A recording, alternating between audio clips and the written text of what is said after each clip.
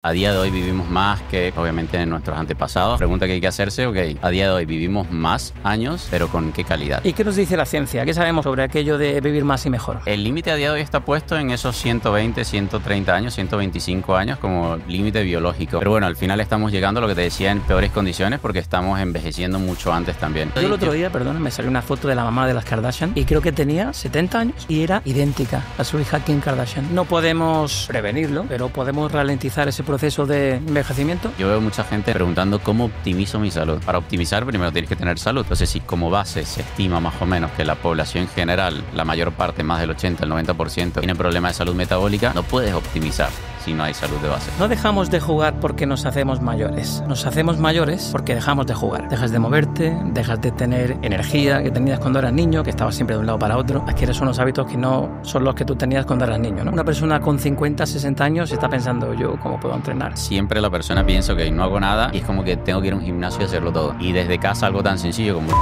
O sea, al final es un estímulo, es un ejercicio compuesto que está trabajando prácticamente toda la mitad de tu cuerpo. ¿Tú crees que veremos generaciones que lleguen a los 100 años? Si te pones a ver todo lo que es el día a día para una persona que tiene un trabajo de 8 a 5 a día de hoy, si tú lo puedes meter en un algoritmo, puede ser automatizado. Hola, ¿qué tal amigos? Y bienvenidos a un nuevo episodio de Rumbo a tu Vida. Hoy en nuestro podcast vamos a hablar de un tema que todos deberíamos abordar y tomarnos en serio desde ya. Cómo llegar a mayores con salud, con energía y con plenitud. Y para ello cuento con un invitado de lujo, David de Ponte. Él es divulgador científico, autor del libro 100 dosis de ciencia para la salud y el cuerpo perfectos y también el libro Tienes el cuerpo perfecto.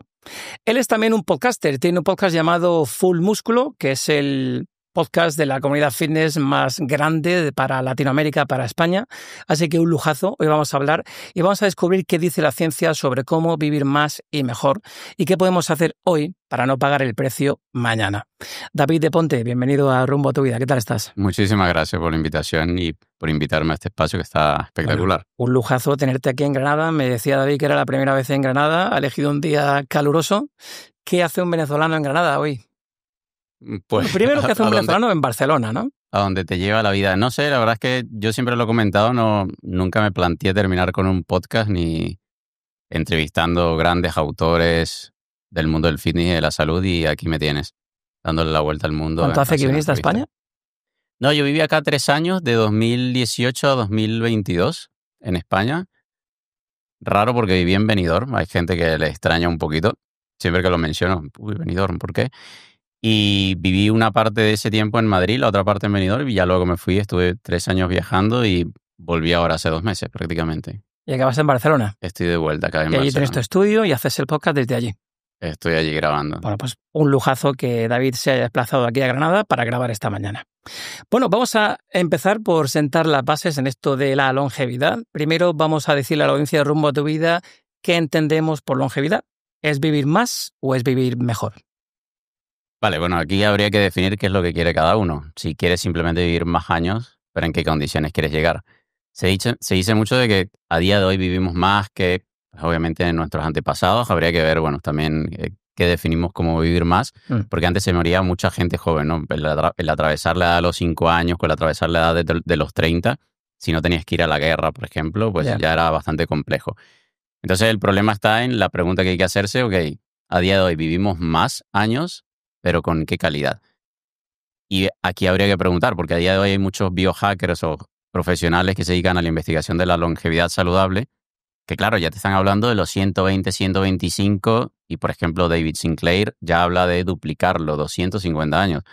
Si a día de hoy escasamente estamos llegando en buenas condiciones a los 80. A los 80 y algo. Claro, habría que preguntar a la persona si está en condiciones de querer 100 años más, o 60 o lo que fuesen, en esas condiciones que a día de hoy estamos llegando a los 80 años. ¿Y qué nos dice la ciencia? ¿Qué sabemos hoy sobre aquello de vivir más y mejor?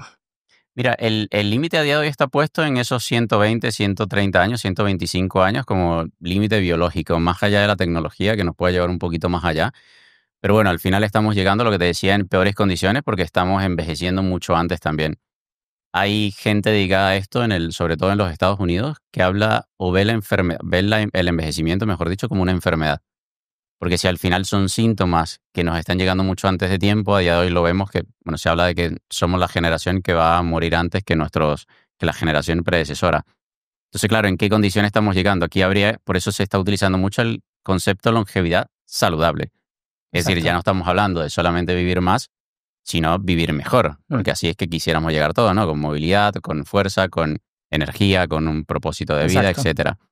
Entonces, ahí es donde entra ese concepto que tiene apellido y es saludable. No solamente ya se trata de vivir más, sino de vivir en las condiciones que pues, deberíamos estar llegando. Ahora que mencionas eso, ¿cuándo realmente empezamos a envejecer? ¿Qué entendemos por envejecer? Mira, es curioso porque justamente lo pregunté hace poco en una entrevista del podcast, o sea, cómo identificas, ¿no? Dónde empieza todo ese proceso y por qué está llegando antes.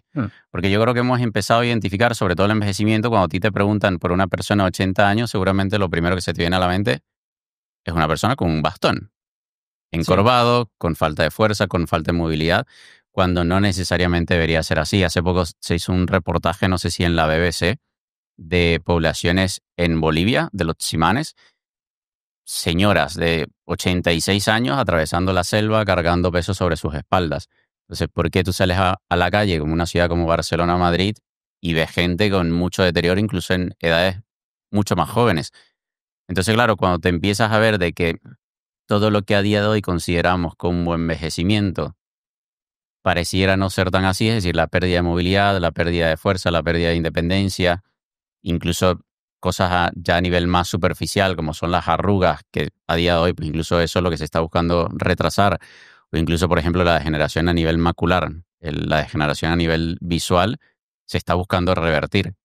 Entonces, allí es que tú dices, ok, entonces, ¿qué define el envejecimiento? Es decir, ¿en qué momento empezamos a envejecer si en la sociedad... Entonces, ¿será un posible deterioro de nuestras capacidades cognitivas?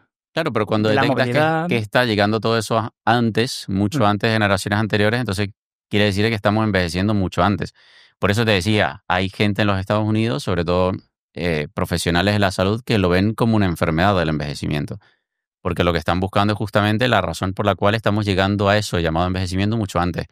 Pero podríamos definirlo como la pérdida en nuestras capacidades y eso es lo que estamos intentando retrasar lo más posible. Vale.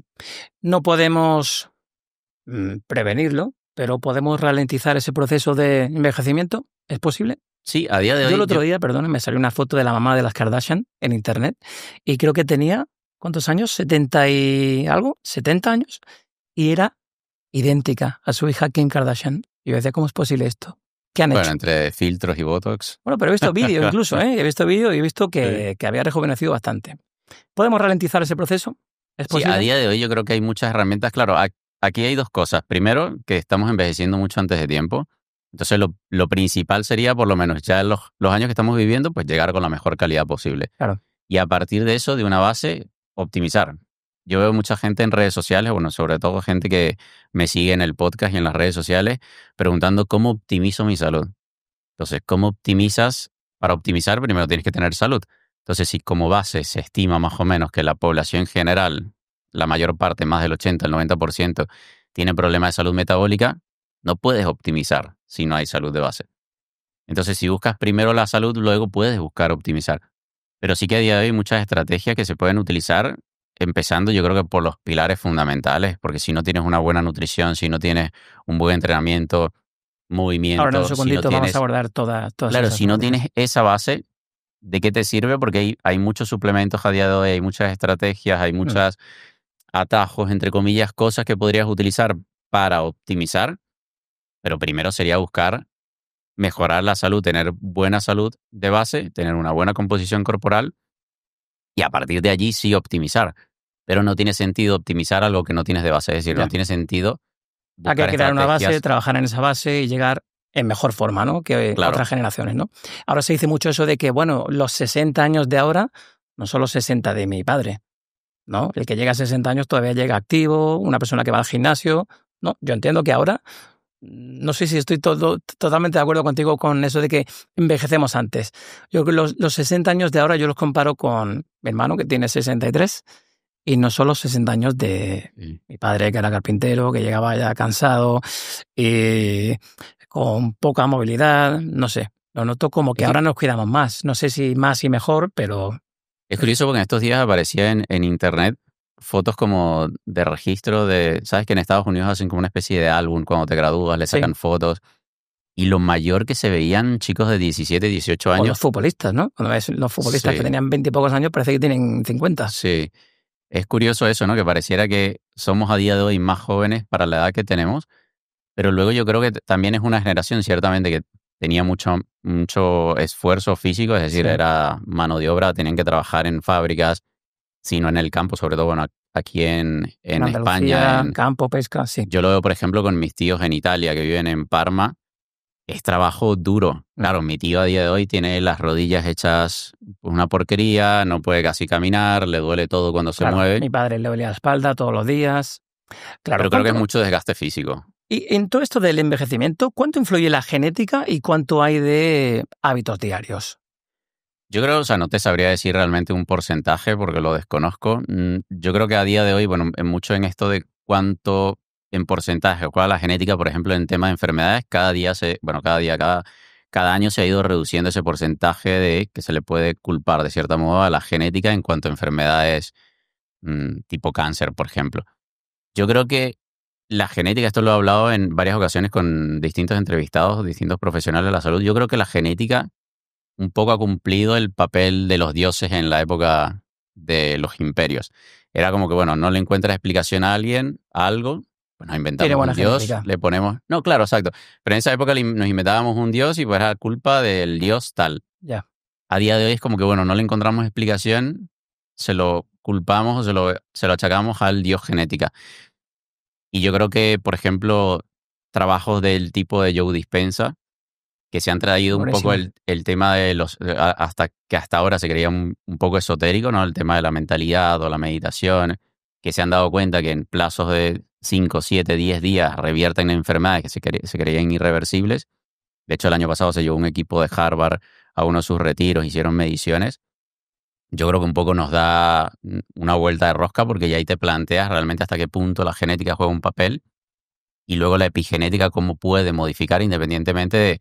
Yo siempre intento verlo como un juego de... No sé si juegas al póker, si te gusta el póker. Sí, Un juego de póker, a ti te dan tus cartas y pueden ser muy malas y puedes ganar la partida. correcto. O sea, en el póker hay gente que sin cartas, sin tener ni siquiera una mano... Bueno, por eso digo que precisamente nuestros hábitos pueden incluso Claro. revertir la función que primariamente haría la genética, ¿no? Tener buenos Sí, hábitos, cuidarse, claro. alimentarse, nutrirse, descansar, puede que suplan un poquito el trabajo de una buena genética de alguien que no se cuida. Claro, puedes tener malas cartas en la mano y hacer todo lo posible desde la epigenética, desde tu Exacto. entorno, para mejorar lo que sí que tienes.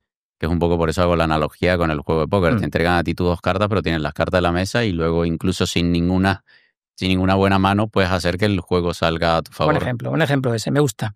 Hablemos ahora, si te parece, del cuerpo, ¿no? De si hay algo que queremos mantener intacto es nuestra movilidad, la musculación, la independencia física.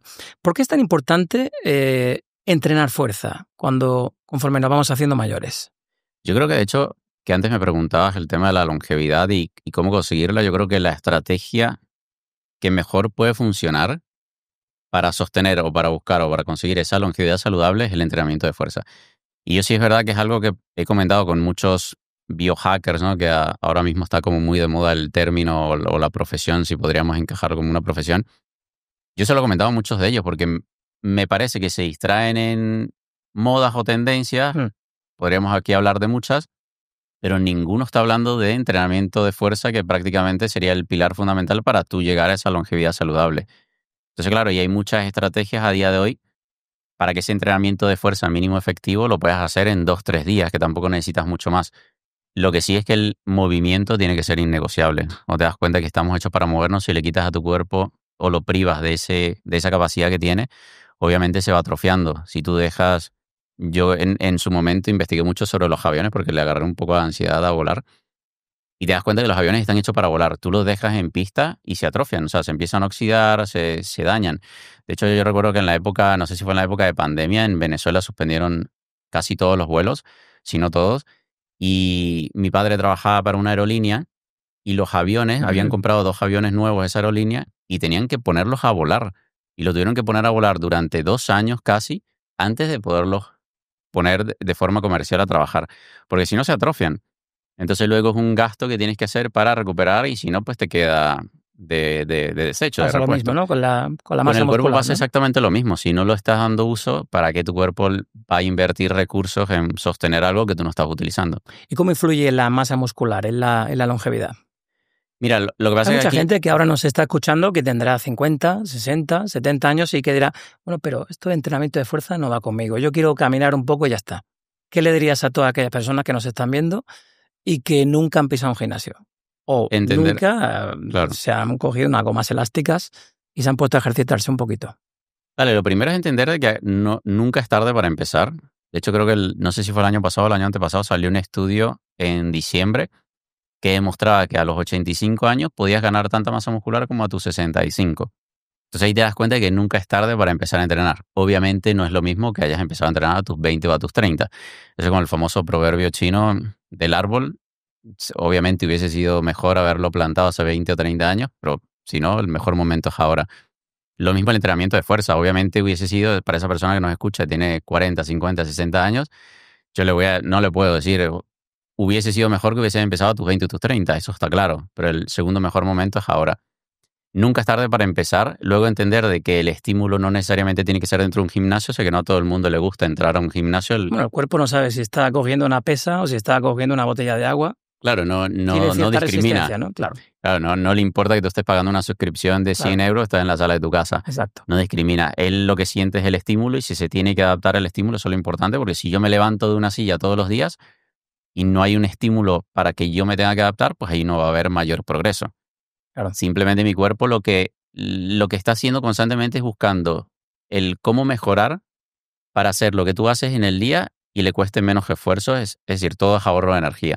Si yo lo único que hago es levantarme de la silla, pues tu cuerpo está adaptado para levantarse de la silla. Si tú Claro. ni siquiera te levantas de la silla, pues tu cuerpo no está adaptado ni siquiera para levantarte de la silla. El otro día, es curioso que menciones eso, porque el otro día te escuchaba en uno de tus podcasts decir aquello de, bueno, el falso mito de, bueno, yo es que ya no puedo hacer nada porque tengo un metabolismo lento y no puedo hacer mucho, ¿no? Y eso de que el metabolismo es lento realmente es una falacia, ¿no? Porque al final depende de los hábitos que nosotros tengamos, ¿no? Si ahora no nos movemos, comemos peor, descansamos peor, nos nutrimos peor que nunca y comemos ultraprocesados, pues no es que tu metabolismo sea lento, es que tu vida, o sea, decirlo, es una mierda, ¿no?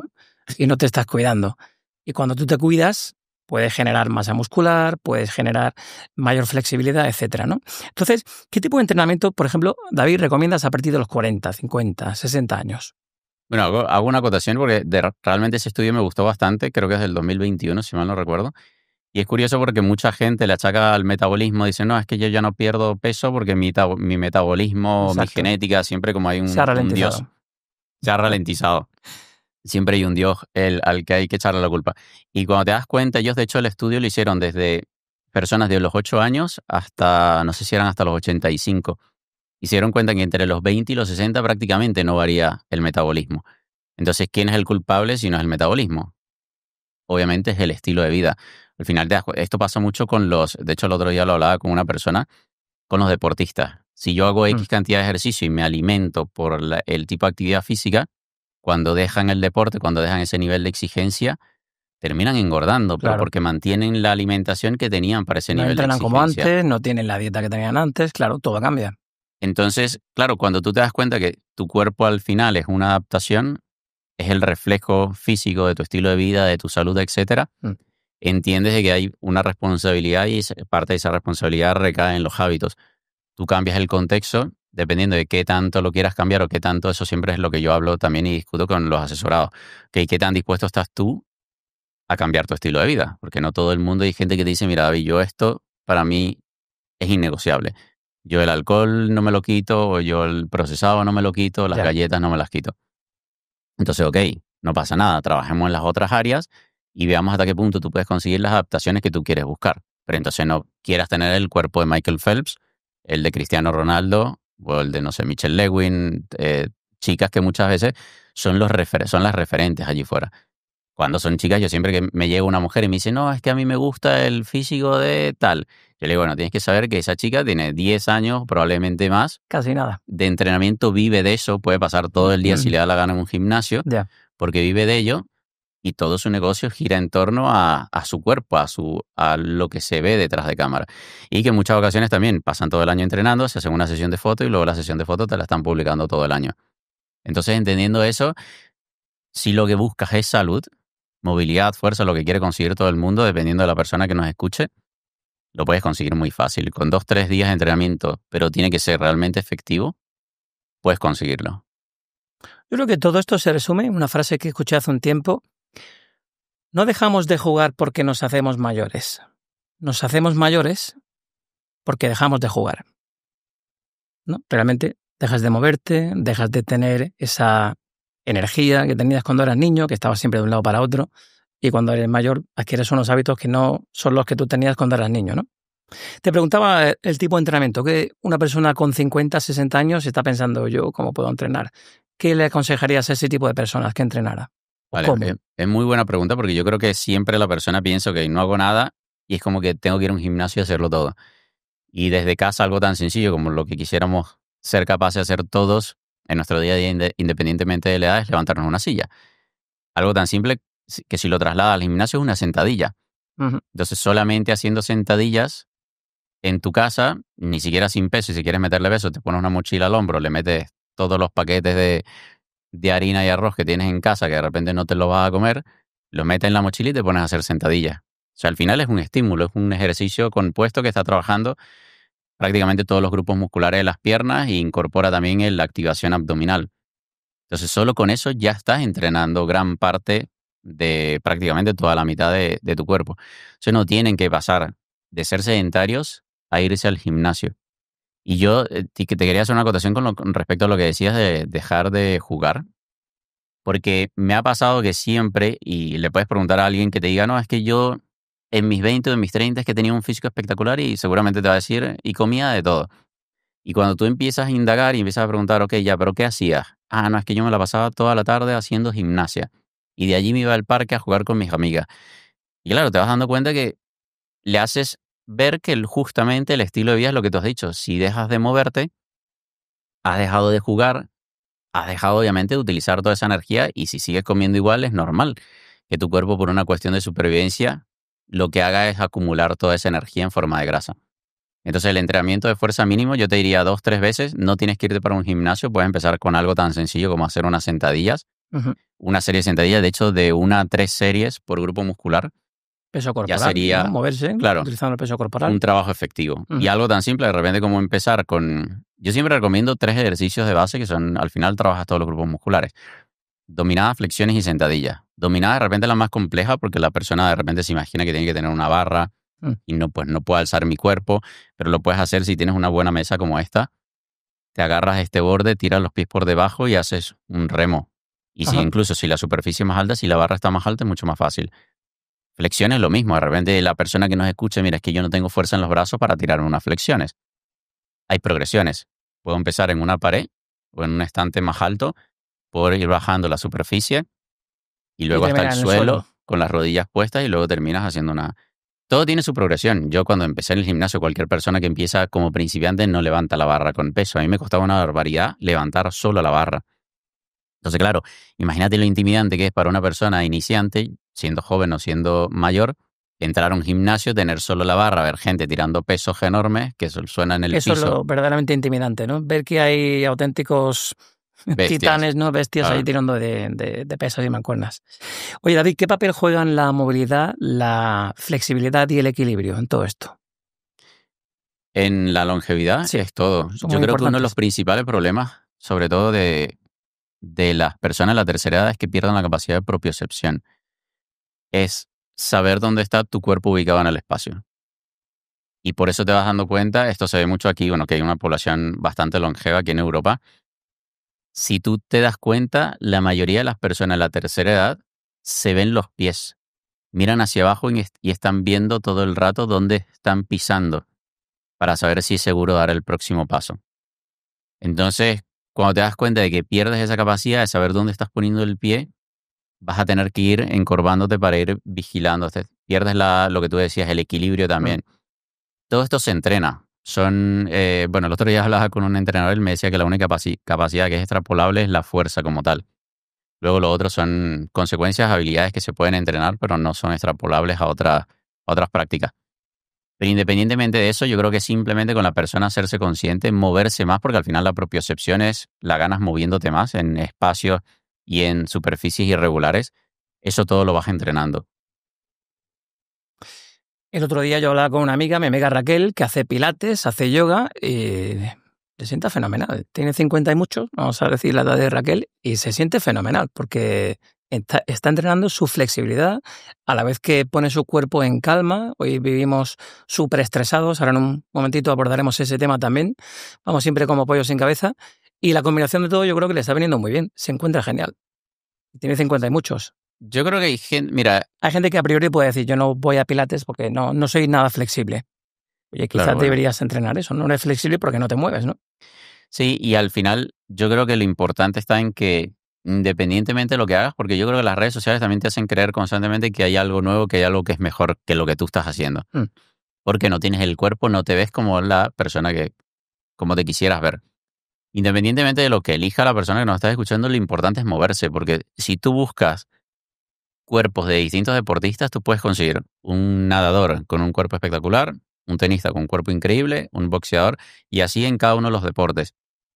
¿Qué es lo que tienen en común todos? Una persona de una población aislada en el Amazonas, en Venezuela. Y tú dices, ¿qué tienen en común? Que se mueven.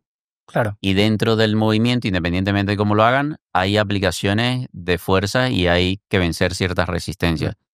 Entonces, más allá de hablar de repente cuál es el ejercicio ideal o si es ir para el gimnasio o no, a mí me da igual que no vayan al gimnasio, lo importante es que se estén moviendo.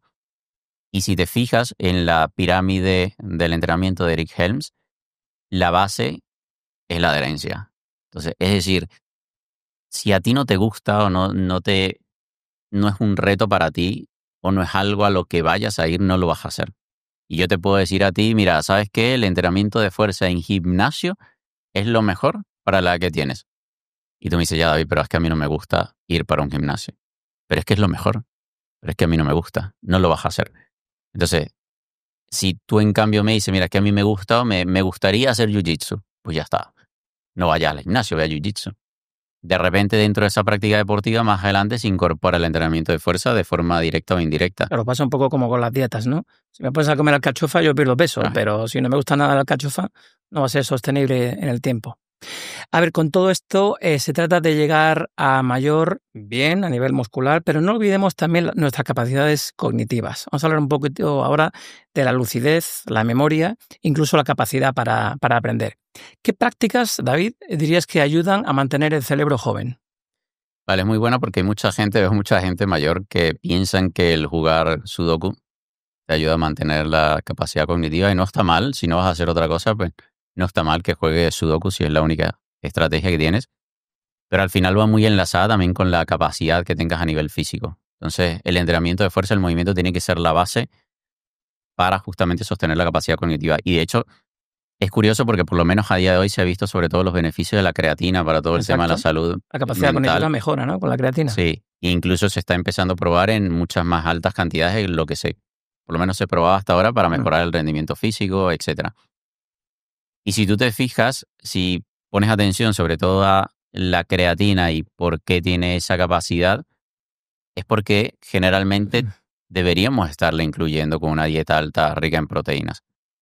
Y de hecho, la creatina, por ejemplo, donde mayor suele tener beneficios en las distintas capacidades que mejora, suele ser en veganos o en personas mayores, porque seguramente pues bajan su consumo de proteínas. Era lo que tú decías. Me pones a comer alcachofas, yo bajo de peso. ¿En qué condiciones bajas de peso? Pierdes grasa, pero seguramente vas a perder masa muscular. claro. Si no hay un estímulo, no hay proteínas. Entonces, estrategias para mejorar la parte cognitiva, para sostener, yo te diría uno, mantenerte activo, porque al final tú le quitas a una persona lo que hace en el día a día y deja de crear, deja lo que tú decías antes, deja de jugar, más allá de que no sea un juego físico. Deja de introducirse al mundo como lo ve un niño, de que quiere descubrir. Tú seguramente cuando empezaste este podcast, pues lo habrás hecho por querer descubrir algo nuevo, por sentarte a jugar con las cámaras, con el mixer, y estás descubriendo de repente un mundo que no sabes dónde va a llevar o hasta dónde va a llegar.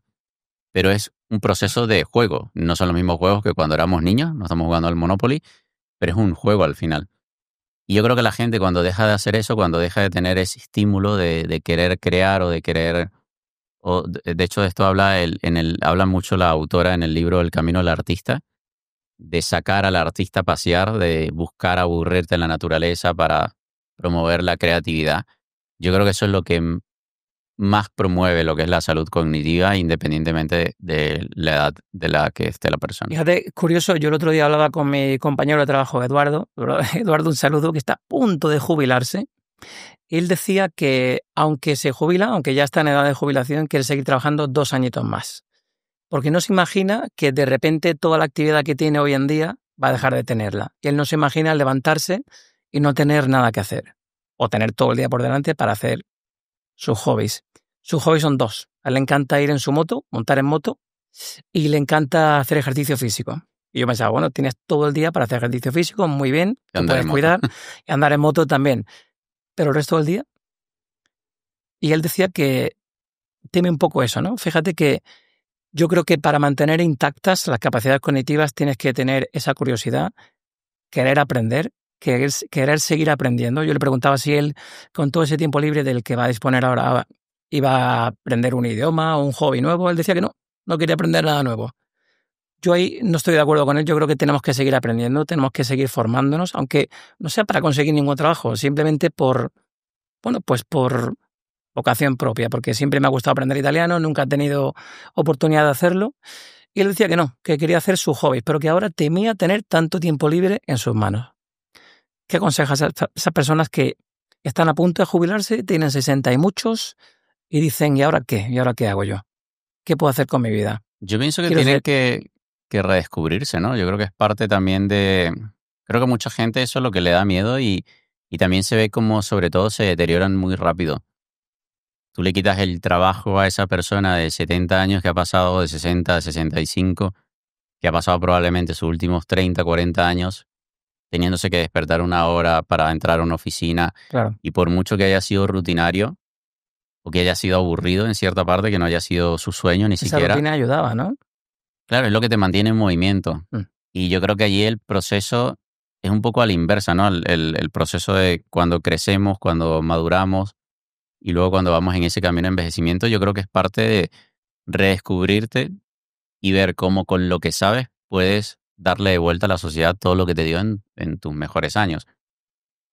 Yo creo que realmente no sé si a día de hoy lo que está faltando es justamente como ese apoyo a nivel psicológico como para conocerse un poco más. Yo creo que la gente también se tiene que permitir la capacidad de estar en silencio, estar en un lugar y dejar que la mente te lleve a donde tú realmente quieres ir, dejarse rendir un poco también ante las oportunidades que te da la vida. Yo creo que hay gente que como que tiene muy claro hacia dónde quiere llegar y no se rinde ante las oportunidades que de repente se te van presentando.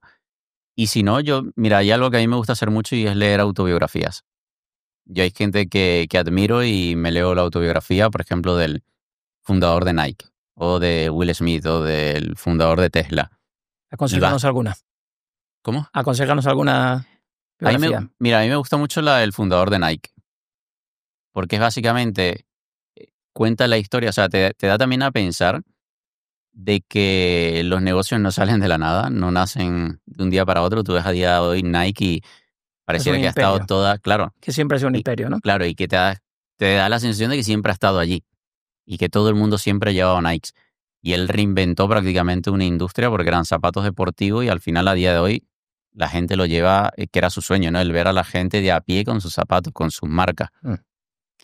Y fue un trabajo duro para llegar hasta allí. Entonces, claro, eso también te pone en perspectiva porque hay mucha gente que tiene sueños muy, muy grandes y allí es cuando yo leo ese tipo de autobiografías es que tú te tienes que preguntar si tú estás dispuesto a pagar el precio que pagó en este caso el fundador de Nike para llegar a donde está. O un Michael Jordan o un Michael Phelps, por hablar de un atleta, un Cristiano Ronaldo, por ejemplo. Bueno, ellos y su familia, ¿no? También pagan el precio, el bagaje que hay que pagar.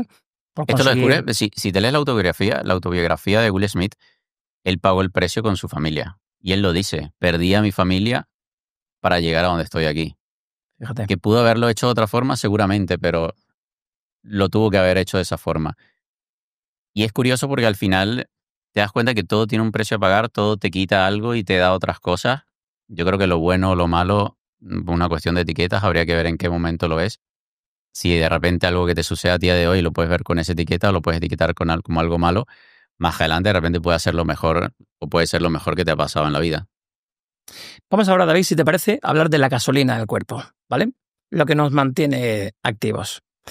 ¿Qué tipo de alimentación favorece esa longevidad saludable de la que estamos hablando hoy? Mira, es curioso porque lo venía hablando con mi novia en estos días, porque veníamos escuchando una entrevista que le hicieron a David Sinclair, que yo creo que a día de hoy es uno de los mayores investigadores detrás del mundo de la longevidad. De hecho, hace poco le quitaron creo que casi todos los recursos que tenía y está haciendo un trabajo increíble en ese ámbito. Y casi todos los que están en ese ámbito de la longevidad llevan una dieta plant-based, con muy poca carne roja, con muy poca proteína, sobre todo animal. Restringen mucho las comidas, suelen hacer 1 o 2 comidas. Bueno, está este chico Hay Brian mucha Johnson. controversia, ¿no? Todavía, ¿no? En torno a si Sí. tengo que hacer 5 comidas y 2 comidas y OMAD. Claro, bueno, yo creo que el tema ya de las 5 comidas está un poco desmentido, porque antes se creía un poco que te aceleraba el metabolismo, Sí. etcétera, hacer comidas más pequeñas. También a eso se le sumaba de que la gente creía de que no podías, ¿cuál sería la palabra? Absorber más de 20, 25, 30 gramos de proteína por comida. Ya. Ya eso también un poco se ha ido desmintiendo con el paso del tiempo. Y a día de hoy se sabe que, bueno, de hecho el estudio más reciente, hasta 100 gramos de proteína tu cuerpo era capaz de absorber y se sostenía la síntesis proteica durante más tiempo, etc. Pero lo curioso, de hecho, está por publicarse en YouTube un vídeo de un estudio que lo que hace es comparar los distintos tipos de dieta para ver cuál es la dieta que te permite llegar a esa longevidad saludable. Lo curioso, y yo lo acoto en el vídeo, lo que me parece curioso primero es que la longevidad que ellos calculan o el número que ponen es 70 años, que me parece que es bastante poco para lo que a día de hoy luego te hablan profesionales o biohacker incluso. Pero ellos, bueno, buscan es la dieta que mejor te lleva a esos 70 años. Y luego la mayoría, lo que te decía, si bien no todas limitan el consumo de carne roja, algunas sí. Y luego sí es verdad que la que sale ganadora, una de las que sale de primera, es la que no negocia con los ultraprocesados. Es decir, es innegociable que los dejes fuera de tu dieta si quieres conseguir esa longevidad saludable. Ya luego hay muchas matices. Es complicado hoy en día, ¿no? Huir de eso. Muy complicado. Sí, yo Porque creo que al final la industria lo ha hecho bastante bien. cada vez vivimos, yo escuché el otro día, leía un artículo del fundador de Mercadona que decía que en un futuro está funcionando tan bien el apartado ese Sí. de comidas ya preparadas que en un futuro solo comeremos eso. Venderán cada vez menos productos para que tú hagas la comida y en un futuro tirarán más de comidas preparadas. Un poco el modelo americano, ¿no? Por así llamarlo, ¿no? Vivimos tan rápidos y tenemos siempre cosas que hacer que al final si la comida me la dan ya envasada, preparada, esa paellita en una bandejita ya preparada, solo tengo que recalentarla. Bueno, pues te decía que era complicado. ¿Qué más nos aconseja para tener esa alimentación saludable Mira, de y hecho, llevarnos a una longevidad saludable? sí, yo creo que bueno, lo primero y lo innegociable es dejar los ultraprocesados por fuera, eso está bastante claro. Yo creo que a día de hoy, de hecho lo hablaba ayer en una entrevista que me hicieron, yo creo que estamos perdiendo poco a poco ciertas libertades o ciertos derechos. Derecho como puede ser algo tan simple como ver el sol o recibir el sol y tú me dirás, bueno, David, pero el sol está allí fuera. Ya, pero pasamos la mayor parte del tiempo en interiores, ciudades como Nueva York, lugares como Hong Kong, con rascacielos prácticamente ni siquiera te permiten, ¿no?, el recibir el sol. Entonces, poco a poco nos ha ido quitando ahora el ritual de el cocinar, ¿no?, el compartir. Cada vez tenemos menos tiempo, nos lo dejan ya preparado, comes al El vuelo horario y de trabajo sigues. simplemente te limita eso. Sí, estás sentado en tu escritorio, en tu lugar de trabajo, te lo comes o Y de tienes hecho que de estar camino hasta al las trabajo. 5. Bueno, pues estás hasta las 5 como algo rápido y a las 5 ya. Claro. Sí, yo creo, bueno, incluso es curioso porque en el tema de diseños de cocina, no sé si te has dado cuenta, pero cada vez también la cocina se ha ido reduciendo, ¿no? Ahora se tapa el fregadero, las hornillas quedan por debajo del mesón, que ya ni siquiera se ven. Es como que yo creo que al final estamos eliminando un espacio. Yo creo que tarde o temprano incluso es que ya ni siquiera no le vas a encontrar una necesidad de tener una cocina en tu casa. Si la comida te la van a traer lista, si la comida la puedes pedir y te va a llegar ya no al siguiente día como es Amazon Prime, te va a llegar a los 5 minutos, a los 15 minutos, que ya a día de hoy, bueno, hay negocios que funcionan así. Entonces, más allá de eso, dejar ultraprocesados por fuera, de si estás utilizando ya esta estrategia de comprar comida preparada, por lo menos tómate el tiempo de leer la etiqueta, que son a veces, incluso yo alucino porque a veces vas y dices, bueno, me voy a comer un pollo asado. Y dices, bueno, ya lo tienen listo, no lo tengo que hacer yo, no me tengo que tomar el tiempo. Y recuerdo una vez en un negocio, claro, tú ves el pollo asado y tú dices que puede tener este pollo asado. Y yo le digo, yo necesito ver la lista de ingredientes, pero veo que en la etiqueta no sale. Pero por reglamento tiene que haber una forma de que ellos te digan con qué está preparado, por si fuese celíaco, por si tuviese alguna intolerancia. La chica va a la caja y diciéndome en todo el camino, me dice, no, tranquilo, que yo creo que tiene que ser solo pollo, ¿qué más va a ser? Y claro, yo también tengo eso en la cabeza y la mayoría de la gente yo creo que dirá, bueno, es pollo y ya. Claro, la tipa cuando me imprime el papelito, es que era una lista enorme. No era solo pollo. Claro, no era solo pollo. Entonces, yo le pido a las personas que se tomen el tiempo de saber qué es lo que están leyendo. Si tú ves una etiqueta de 40 ingredientes y es que no entiendes ni siquiera la mitad, plantéate y pregúntate si eso tu cuerpo va a Es entender bueno qué para es. ti o no, ¿no? Claro, entonces dejemos los ultraprocesados por fuera y yo creo que la otra variable en común aquí es darle, obviamente, 100% espacio a la comida real y enfocarnos en densidad nutricional independientemente de lo que estemos eligiendo. Luego, dentro de eso, lo que te decía, hay quienes se van más a lo plant-based, que rozan mucho en lo vegano, y hay quienes se van más o que defienden más hacia lo carnívoro al 100%, o se quedan en una matiz cerca, que puede ser una dieta cetogénica o dieta cetocarnívora. Al final escuchas de todo un poco, ¿no? Yo el otro día escuchaba a alguien que decía, bueno, ¿esto tiene más de un ingrediente o crece en la naturaleza? No, pues no lo comas. Claro, claro, pero ahí entonces te dice, bueno, el animal no... Claro, pero me refiero a platos. Yo recuerdo cuando era niño, mi madre siempre ponía, y esto lo menciono en casa mucho, yo siempre tenía una ensalada. Mi madre siempre ponía una ensalada en la mesa y luego, pues, no sé, un plato de lentejas o lo que la comida del día. Y siempre, metódicamente, todos picábamos un poquito de ensalada con tomate, atún, lechuga, etcétera, más el plato del día. Eso ya poco a poco se ha ido perdiendo, ¿no? Cada vez más vamos a un plato, lo que sea rápido, y tengo que seguir con el día. Es una Sí, pena, ¿no? porque si encima te lo dejan ya preparado, ya todo listo y aquí es donde lo están haciendo muy bien, que es hiperpalatable. Si tú le das a una persona a día de hoy una ensalada de zanahoria, es que te la devuelve enseguida. Ya. No sabe a nada. Pero ponle un toque de azúcar, una salsa que lleve azúcar o algún aderezo y ya se lo comen enseguida. Mira, curioso que menciones lo del azúcar. ¿Qué papel juegan el azúcar, el control del azúcar, la inflamación y la resistencia a la insulina en esto del envejecimiento? Vale, muy, muy bueno que lo saques porque de hecho en este estudio de que comparaba justamente los tipos de dieta, cuál era la mejor para la longevidad, una de las que queda en los 3 primeros puestos es una que te permite o que se enfoca en el control de la glucemia y que justamente apunta a reducir los alimentos ricos en azúcares, a reducir los niveles de glucosa en sangre. De hecho, bueno, hay a día de hoy profesionales que enlazan todo lo que es la glicación que ocasiona esos constantes picos de azúcar en sangre a ese envejecimiento también prematuro, ¿no? Al final es un desgaste para nuestro organismo. Además son picos de azúcar en sangre que si tú te fijas, bueno, es sangre en tu torrente sanguíneo que si estuvieses en movimiento tiene un sentido. Pero como no estás en movimiento, tu cuerpo tiene que gestionar esos niveles de azúcar en sangre. Entonces, ¿cómo lo gestiona? Pues obviamente tu páncreas tiene que liberar insulina en el torrente sanguíneo y hacer algo, gestionar ese azúcar y pues lo termina almacenando como forma de energía. Porque de repente se imagina, bueno, puede haber escasez en el futuro, porque ya lo tenemos programado a nivel genético, porque en su momento a nivel evolutivo pasamos por muchos ayunos, por mucha restricción, por inviernos. Lo que pasa es que a día de hoy el invierno nunca llega y el ayuno tampoco. Ya, y lo tenemos en el frigorífico todo a mano. Yo tengo un amigo que es nutricionista y que precisamente ahonda un poco en eso, ¿no? Dice que la gente está muy obsesionada con el tema de calories in, calories out, cuántas calorías tiene este alimento, pero él se centra más en qué alimentos tienen un índice glucémico alto, qué alimentos disparan ese pico de insulina. Yo, por ejemplo, estoy haciendo ahora ayuno intermitente y tengo mucho cuidado que cuando rompo el ayuno no lo haga con algo que dispare mi insulina, sino que sea con algo proteico, con algo que mantenga la insulina más o menos en un fat burning level, ¿no? Algo así. Bueno, ¿qué opinas del ayuno intermitente? Precisamente el ayuno intermitente o la restricción calórica. ¿Has hecho alguna vez? ¿Has experimentado el ayuno? Sí, no. Te preguntaba antes, ¿tú has desayunado yo no? Todos los días. No acostumbro a desayunar, si supieras. Soy más de hacer una primera comida de repente en torno a las... ¿Dos, tres comidas al día? 1 o 2. Ya 3 yo creo que no me da. Tengo que comer muy mal como para meter más comidas al día. Es curioso porque te das cuenta que mientras peor comes, tienes como esa ansiedad y esos antojos a lo largo del día.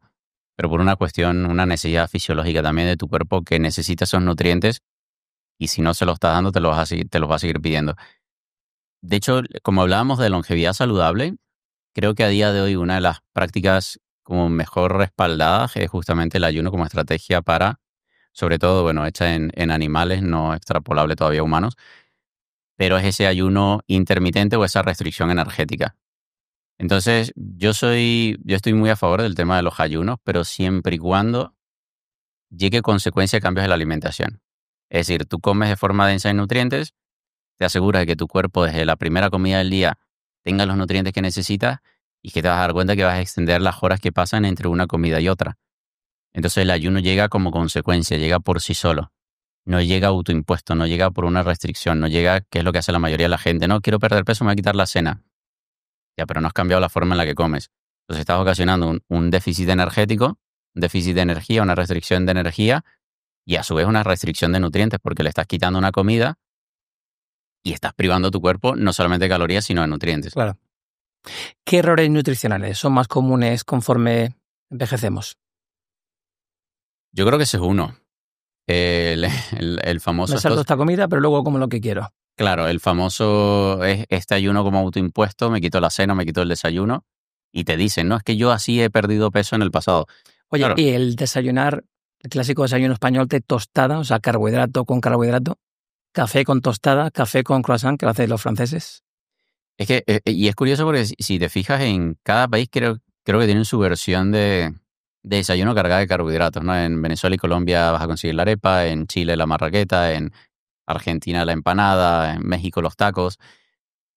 Y el principal error es que yo creo que si tú empezaras con ese desayuno y te vas a ir al campo a trabajar, te vas a ir a una fábrica a moverte, a trabajar pesado, tendría sentido. Pero ¿qué hace tu cuerpo con toda esa energía? Porque no estamos hablando aquí de alimentos malos o alimentos buenos, porque aquí entraría la discusión, bueno, es maíz o alimento de que lo que tú decías antes, que te lo provee la naturaleza. ¿Qué hace tu cuerpo con toda esa energía si te vas a ir a sentar a calentar una silla frente a un ordenador durante Vas al 8 horas? el coche al trabajo y luego te sientas. Claro, tiene que gestionar toda esa energía. Lo que va a hacer es almacenarla por si acaso sí, porque si tú me dices, bueno, nuestro cuerpo la desecha, bueno, ya está. Si cada vez que fuésemos al baño desecháramos toda la energía que nos sobra, tuviésemos todos delgados en forma y fenomenal, porque comiéramos cada vez más y la industria feliz y nosotros felices. Como no ocurre así, nuestro cuerpo lo que hace es almacenarla, entonces te vas dando cuenta de que empezar el día de esa forma con un alimento o con una comida muy densa en energía, que ya hablábamos, cada país tiene su versión, churros con chocolate, en Francia sus croissants, Sí. en Italia, bueno, también su bollería.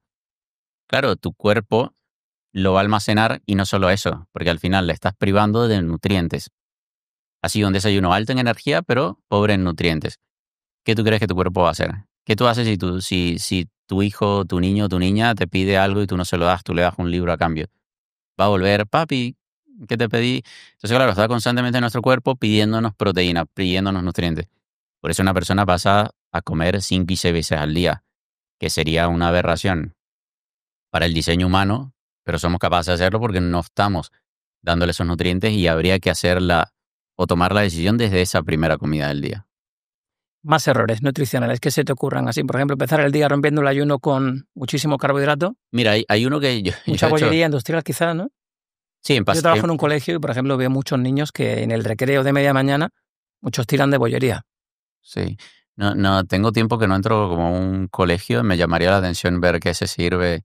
En los Estados Unidos es una aberración. Sí. O sea, pizzas, papas fritas, hamburguesas, todo procesado. Aquí en España no sé cómo será. Un poco de todo. Sí. Hay el típico alumno que lleva su pequeño tupper con fruta. Ah, pero los llevan de casa, no hay rollo llevan buffet. Vale.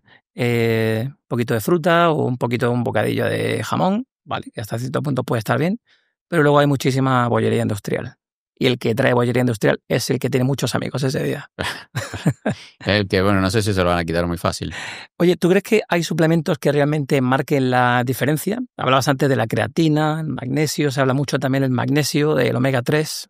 ¿Qué nos aconsejas? Yo cambié un poco mi visión con respecto a los suplementos porque sí es verdad que sigo un poco en contra de la industria de la suplementación porque al final han hecho lo mismo que muchos le discute la industria farmacéutica, ¿no? Patrocinar a profesionales y no profesionales. Estudios, etcétera. ¿Cuáles funcionan realmente? Sí. No solamente patrocinar estudios, patrocinar directamente ya al profesional, pagarle una cuota y bajar redes sociales y todo el mundo tiene código de descuento, haz clic aquí, llévate mi suplemento.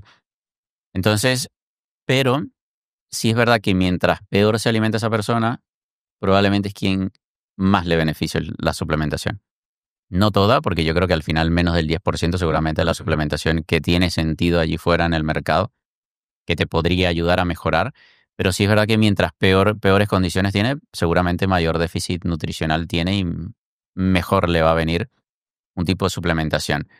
Yo creo que a día de hoy el suplemento número 1 que prácticamente toda la población debería consumir, consideraría que sería no la proteína, posiblemente no la creatina, no la mayor parte de los suplementos que la gente crea allí fuera, sino básicamente uno que pues, nuestro cuerpo utiliza para cientos de funciones todos los días y es necesario que a día de hoy los suelos están depletados en nutrientes y en minerales y que difícilmente, incluso con una alimentación saludable, lo vamos a poder conseguir, y es el magnesio. Yo creo que a día de hoy sería el suplemento número 1 que por lo menos deberíamos estar incluyendo en nuestra alimentación independientemente de cómo nos alimentemos.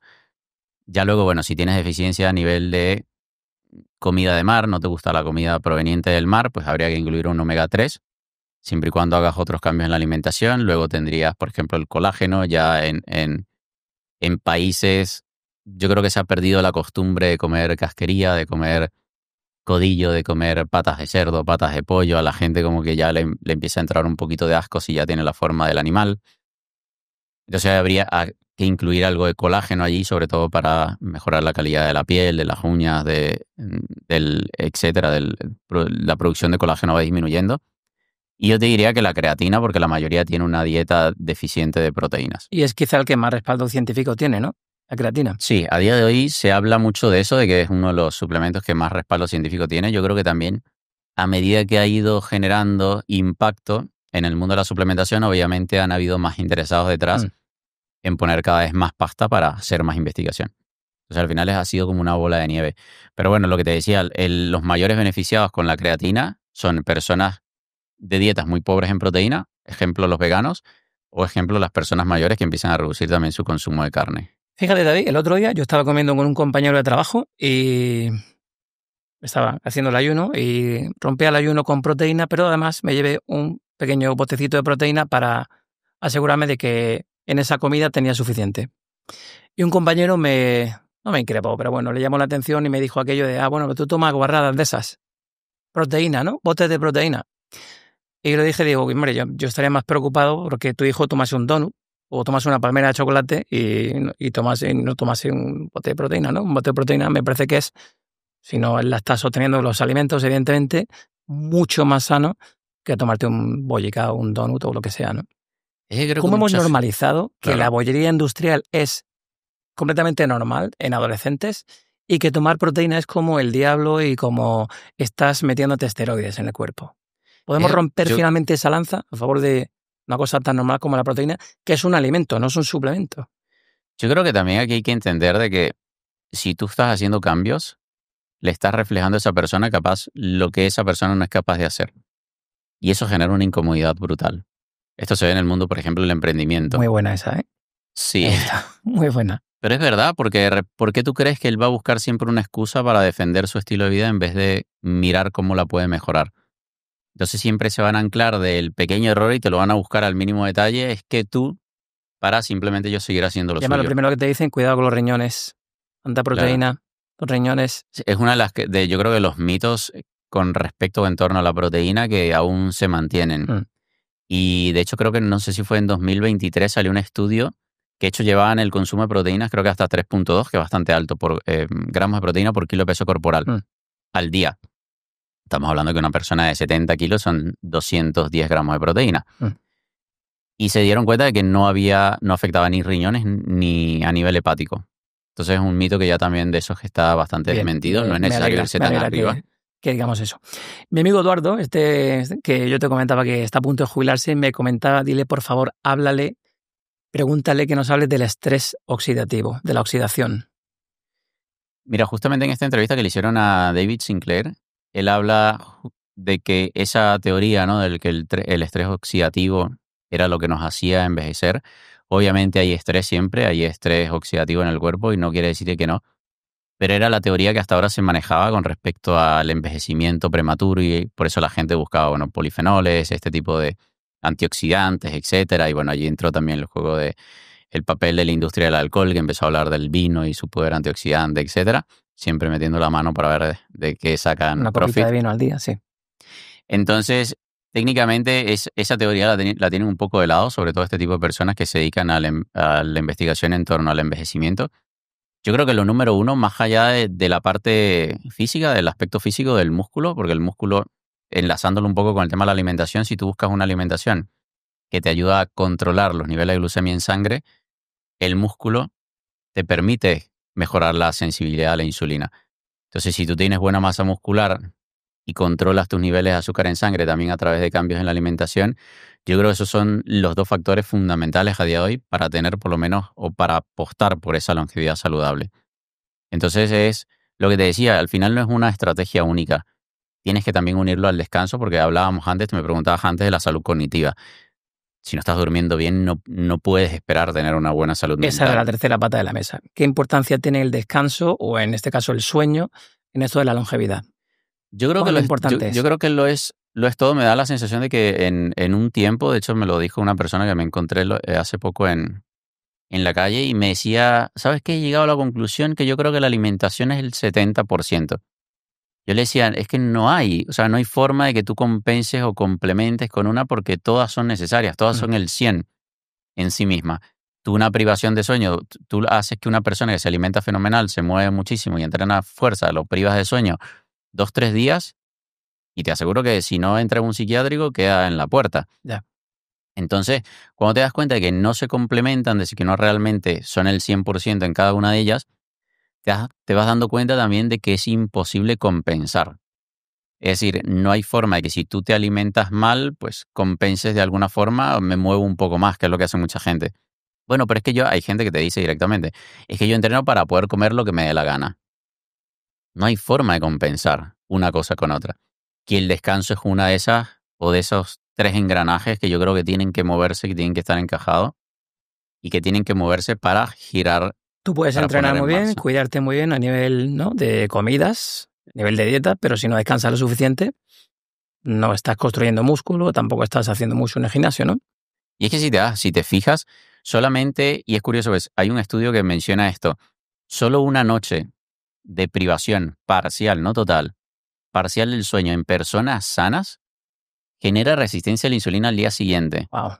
En personas sanas. Cuando yo leí por primera vez ese estudio que decía privación parcial del sueño en personas sanas generan resistencia a la insulina, claro, te das cuenta que la mayor parte de allí a donde a día de hoy se estime que es que casi más o si no más del 90% de la sociedad tiene un problema de salud metabólica relacionada a una resistencia a la insulina, probablemente no diagnosticada, de camino a una diabetes tipo 2. Entonces, claro, cuando te das cuenta de que algo tan simple como la privación del sueño afecta la forma en la que responde tu cuerpo a un plato de comida al día siguiente, que luego no tomas la mejor opción, Mm. seguramente, o la mejor decisión, si te vas dando cuenta que esto encadena una cosa con otra, te hace tomar peores decisiones en cuanto a las comidas, te hace sentirte más cansado, con más fatiga, quiere decir que seguramente entrenas menos, te mueves menos, y es una bola de nieve que se retroalimenta, que te mete en ese círculo vicioso para la mayor parte de la población, del cual luego, no voy a decir que es difícil salir, pero para la mayoría sí se le hace complejo salir. No es complicado. Me viene a la cabeza, por ejemplo, un amigo mío también que acaba de ser papá y que me decía, bueno, no duermo nada por la noche, cada 2 horas me despierto, cada 2 horas tengo que estar dando de biberón, cambiando pañales, y el día siguiente no rindo, estoy cansado, probablemente tomo peores decisiones, como lo primero que pille, porque vale, me lo merezco, ha sido un día duro, etcétera, etcétera. Hay otra pata de la mesa que me preocupa mucho y es el estrés crónico. ¿Cómo influye el estrés crónico en el proceso de envejecimiento? Mira, antes retomo lo que comentabas de tu amigo y es que algo tan simple como hacerte más consciente al día siguiente lo cambia todo. ¿Por qué? Porque yo no le voy a decir a una persona que le gusta el cine o que es cinéfilo, no vayas al cine y no comas, si te acostumbra a comer palomitas de maíz, Sí. que es una aberración. Cuando tú lo mides, el control glucémico en la noche, el cuerpo la pasa fatal. Si esas palomitas de maíz estaban endulzadas de estas Sí, con mantequilla o lo que dulces. sea.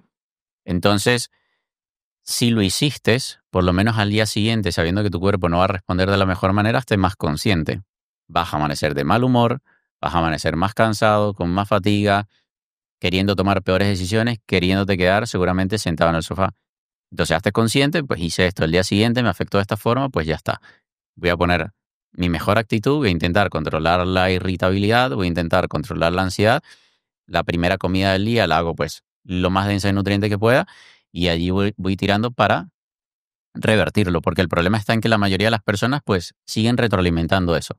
Amaneces irritable, buscas el confort o la consolación Sí, en más comida en lo que dulce sea, sí. que te genera un pico de dopamina, te genera esa sensación de falsa de felicidad y eso lo retroalimenta y permanecen así a lo largo del día. Vale, la pregunta que me Te preguntaba desvié. sobre el estrés. ¿Qué influencia tiene el estrés en el proceso de envejecimiento? Mira, yo creo que si no todo, casi todo. Hay un libro, no sé si tú lo has leído, te lo recomiendo un montón, que se llama Las cebras no tienen úlceras. Se extiende, o sea, es brutal ese libro, a mí me encanta, es bastante como denso, a pesar de que el título te da la sensación de que es como una fábula, un cuento, no lo es. Te explica cómo el estrés afecta a todos los niveles del cuerpo. Y por eso te das cuenta, por ejemplo, cuando hablas médicos funcionales o médicos integrativos, que casi siempre cuando aparece una enfermedad de estas, las más jodidas, hay un punto de estrés que fue lo que detonó todo. Y es como cuando tu cuerpo ya empeora todas las condiciones. Yo por eso siempre digo que el estrés lo que no está jodido lo jode y lo que jode lo empeora. O sea, lo que está jodido lo empeora.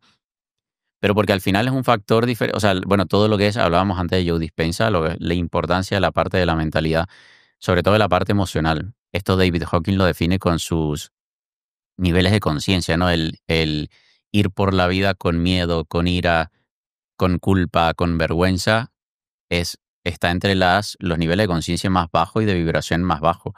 Y si tú te pones a dar, o sea, si te fijas cómo va la sociedad, la mayor parte de la sociedad va con miedo, con ira, con culpa, con vergüenza. Ya. Si empiezas el día viendo las noticias, que siempre hay algo malo sucediendo en cualquier parte del mundo, que te estimula todo eso negativo, que si luego vas y llegas en la noche y te ves una serie que son de las que más, esto está estimado, de las series estas de detective y de asesinatos, que son las que más gustan en las plataformas tipo Netflix. Entonces, claro, estás constantemente alimentando esa ansiedad, ese miedo, y todo lo que ocasiona vivir desde esa emoción. Entonces, eso ocasiona también de que estés en el estado mental incorrecto. Tony Robbins habla de las 3 S's, siempre me confundo porque como es en inglés, pero es estado mental, historia y estrategia. Son las S por las palabras en inglés. Y él habla que cuando no estés haciendo lo que consideras que es correcto, o no estés haciendo lo que consideras que te va a acercar a tu objetivo, mires si estás en estrategia, estás en acción. Mires la historia que te estás contando. Y si aún así la historia no es la correcta para ejecutar las acciones, entonces mires el estado mental. Y por eso él siempre habla de priming, que es como una especie de. Él hace una práctica como todas las mañanas antes de salir al escenario. Y es una especie de estrategia para tú predisponerte de la mejor forma. No quiere decir que no te puedan pasar cosas malas o no te vaya a salir el día como lo planificaste. Eso es parte de la vida, del juego de la vida. Sino que te predispones porque al final tu cerebro va a estar pendiente en lo que tú pongas la atención. Entonces, cuando te das cuenta de que si tú te predispones muy temprano en la mañana para tener ese estado de gratitud, de amor, de entrega, de servicio, etcétera, luego las cosas malas no las ves tan malas. Porque de repente si te consigues no sé, un choque en medio, si yo me hubiese conseguido un tráfico, por ejemplo, para entrar a Granada y no llego a la hora, no lo veo ya como un problema. Lo veo de repente como una oportunidad pues, para tener una charla más profunda si voy con mi novia en el auto, para escuchar un podcast. Claro, te llamaré con vergüenza y te diré, mira, ¿sabes qué? Llego un poco tarde, pero ya no está en mis manos. Yo no estoy allí constantemente tocando la bocina, mentando la madre en ese estado Eso quiere mental. decir también aquello de que el 80% de las cosas que nos preocupan y causan mucho estrés nunca suceden. O sea, al final vivimos estresados por algo que ni va a suceder. Por ir concluyendo un poquito el podcast, David, vamos a hablar de un tema que crea mucha controversia, pero al mismo tiempo muchísimo interés en la población de 40, 50 y 60 años. es el tema hormonal, la TRT, la terapia de reemplazo de testosterona. Hay muchas personas que dicen que a partir de los 40 hay un declive hormonal grande, que cada año se pierde un 1% de la capacidad hormonal de testosterona, en este caso, y que aconsejan a partir de ciertas edades, cuando ya te encuentras muy fatigado, libido baja, poca energía, etcétera, esa terapia de reemplazo de testosterona. Esto en Estados Unidos está muy extendido, es muy común, pero aquí en España todavía choca un poco y suena un poquito a ciencia ficción. ¿Qué opinas sobre la TRT? Yo no estoy muy de acuerdo del todo porque creo que se está utilizando este tipo de estrategias porque así como hablamos de terapia de reemplazo hormonal, pudiésemos estar hablando, por ejemplo, de Ozempic para bajar de peso, creo que son, o GLP-1, etcétera. Son estrategias que si bien puedes conseguirle espacio porque seguramente hay gente que se puede ver beneficiada, cuando tú te das cuenta cuáles son las formas de optimizar tus niveles de testosterona en sangre, cuáles son exposición al sol, entrenamiento de fuerza, alimentación rica en proteína, etcétera, etcétera, etcétera. Entonces yo creo que es poco ético, y esto lo he discutido con muchos médicos, sobre todo por el lado del tema de Ozempic.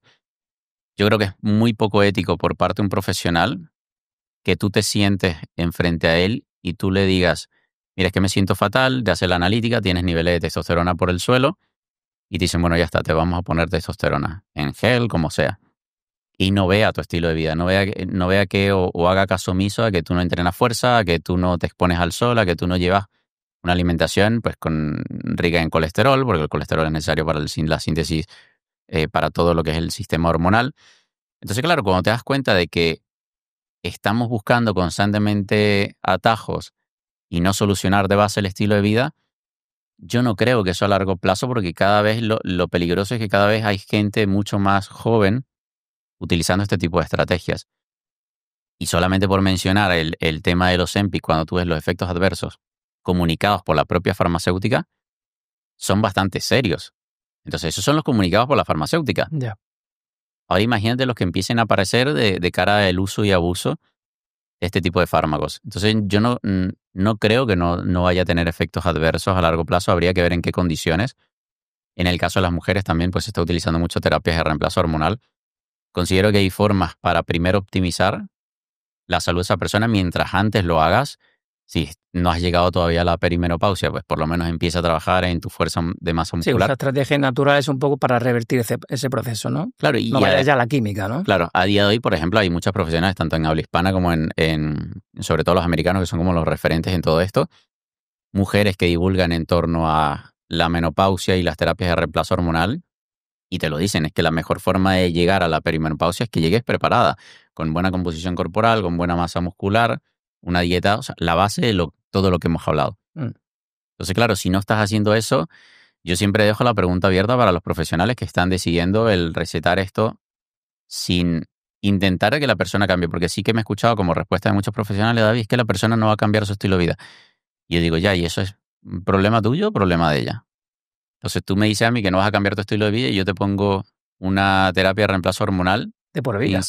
Claro, y es que ese es el principal problema. Pero bueno, yo entrevisté hace poco a un médico endocrino que está especializado en todo este tema, así que ya lo tendrán por ahí en el podcast y podrán... ¿Y qué hábitos del día a día están afectando negativamente nuestros niveles hormonales? ¿Qué estamos haciendo mal? Bueno, lo que te he mencionado, que al final es la base de cómo funciona nuestro organismo. De hecho, me recuerdo ahora que al doctor Arturo Goicoechea no le gusta que uno hable de cuerpo, le gusta que uno hable de organismo, ¿no? Porque lo ves como una unidad donde todo trabaja, donde todo está interconectado. Y yo creo que el principal problema es ese. Nos estamos viendo como un sistema desconectado. Es como, bueno, tengo un problema en el estómago y no lo asocias con que puedes tener una situación de estrés en tu casa. Un problema, no sé, en la espalda baja no lo asocias a los zapatos que utilizas. Una cefalea no la asocias a los tacones que usas todos los días en el trabajo. Un estreñimiento no lo asocias a tus niveles de ansiedad. O sea, como estamos constantemente viéndonos como un sistema aislado y no como un organismo donde todo está interconectado y donde todo es interdependiente, siempre estamos constantemente aliviando el dolor cuando el dolor no es más que una señal. O sea, lo que hemos hablado es la exposición al sol, el movimiento, la dieta. Todo eso está afectando obviamente no solamente bueno, todo lo que son los niveles de fertilidad a día de hoy que están por el suelo, los niveles de testosterona más bajos que la de nuestros abuelos, la generación probablemente más débil en la historia de la humanidad es las generaciones que estamos criando ahora. ¿Qué te parece el enemigo silencioso del envejecimiento, la inflamación? Vivimos inflamados, consumimos alimentos que nos inflaman. ¿Qué te parece? ¿Cómo podemos revertir esta situación? Ese proceso de inflamación constante, crónica, de bajo grado. Que yo creo que al final la inflamación está casi siempre detrás, y no siempre, detrás de todos los problemas, ya no hablando del envejecimiento prematuro, sino de cualquier problema de salud. Si te fijas, básicamente todo casi siempre empieza por un problema muy, muy leve. Al final la inflamación no es que sea mala. La inflamación es una respuesta de nuestro organismo. El Exacto. problema es que estábamos acostumbrados a inflamaciones agudas, tu cuerpo responde, alivia o resuelve el problema y la inflamación se va. El problema está en que estamos sosteniendo una inflamación a largo plazo, que tu cuerpo está en constante, con el sistema simpático constantemente activo, en respuesta de inflamado constantemente, intentando batallar con un montón de cosas que luego no puede sostener.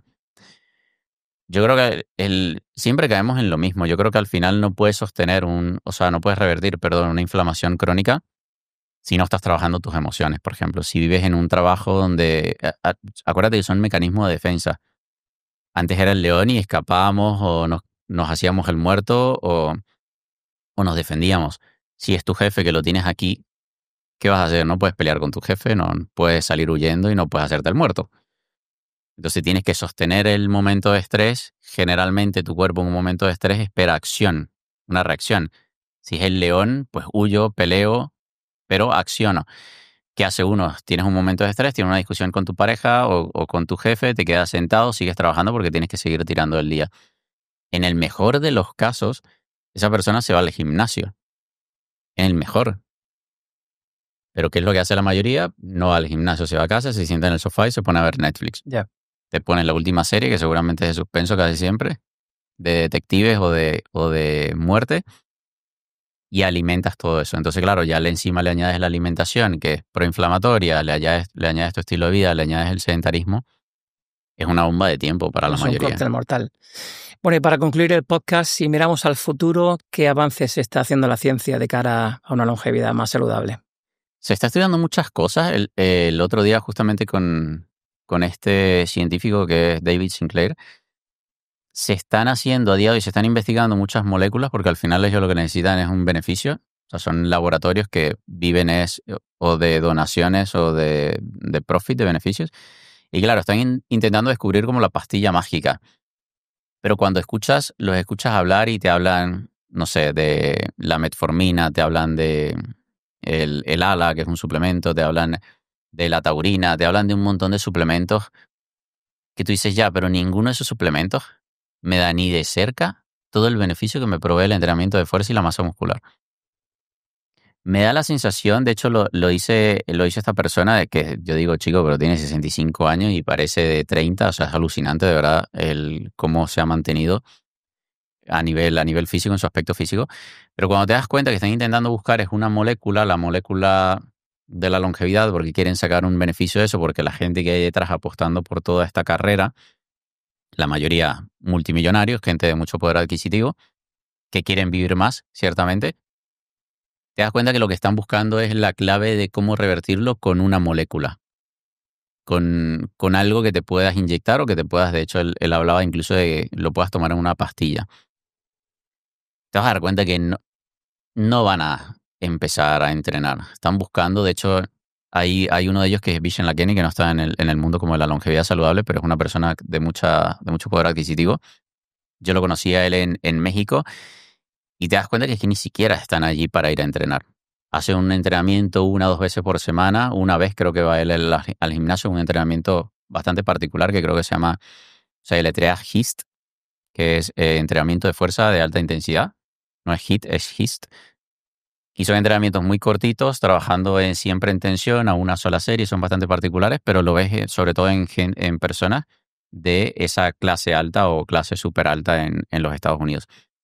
Entonces te vas dando cuenta que ellos están investigando o lo que quieren conseguir es una molécula, una pastilla. Y que a día de hoy, a pesar de todos los millones que están volcados en esa industria, no hay nada, pero absolutamente nada que se le acerque a los beneficios que te va a proveer el entrenamiento de fuerza. ¿Tú crees que veremos generaciones que lleguen a los 100 años? Antes mencionabas al principio que, bueno, el máximo está en 120 y algo.